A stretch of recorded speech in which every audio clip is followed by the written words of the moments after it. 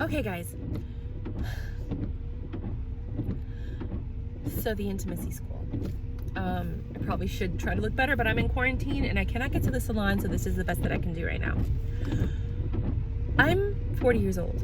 My friends are also 40 years old. And one of my friends just texted me and said, I just had sex with a condom. Is it possible to get a yeast infection? Yes, you can get a yeast infection with a condom. A condom does not stop semen or other fluids or other diseases from getting into your vagina. Also, a lot of the ingredients that may be in the lubricant can cause an allergic reaction or cause your body to see this as a foreign substance and attack it, causing some type of reaction that's similar to a yeast infection. Also, if you had used a condom during sex, he still, and I didn't get into this, may have used his mouth or his fingers on your vaginal area, which could also lead to a yeast infection.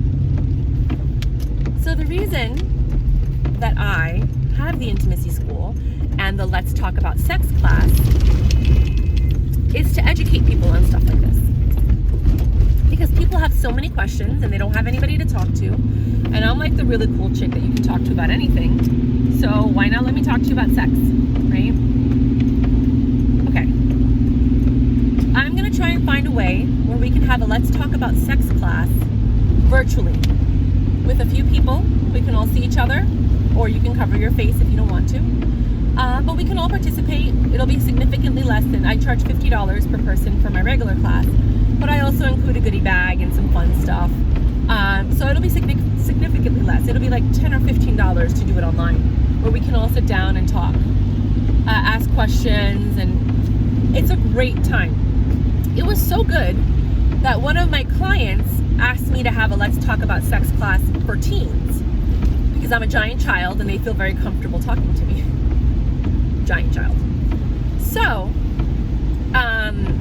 I did, and it was a success, and I've had a few of them, and I'm going to continue to have them because children feel really comfortable talking to me. I'm just like them. I'm like, oh my God, no. Did you know? You know, like I'm just like them, and they don't think I'm going to tell their parents anything, and I do. Of course, like, why wouldn't you want to know what's going on with your child?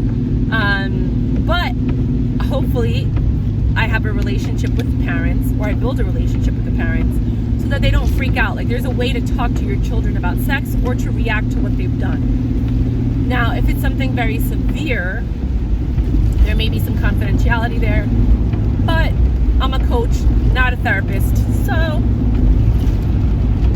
they're your kids. You need to know what's going on. So if you guys are interested in a Let's Talk About Sex class for teens, I also do those as well.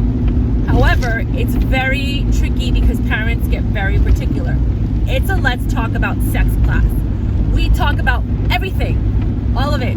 So if you don't want your children talking about it or hearing about it, which they probably know 90%, 150,000% more than what you think they know, then you probably wouldn't want them to participate in the class.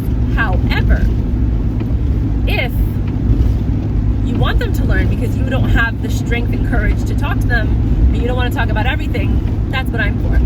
Also, they need to know these things. So even if they've never known about it, they're going to learn about it. And hopefully you raise your children well enough to make good decisions. That's the whole point of being a parent. You can't be with them 24/7. You just want to raise them to make good decisions. You want to raise them to look at a situation and make the best possible decision for themselves based on what you've taught them. And that's a whole nother course.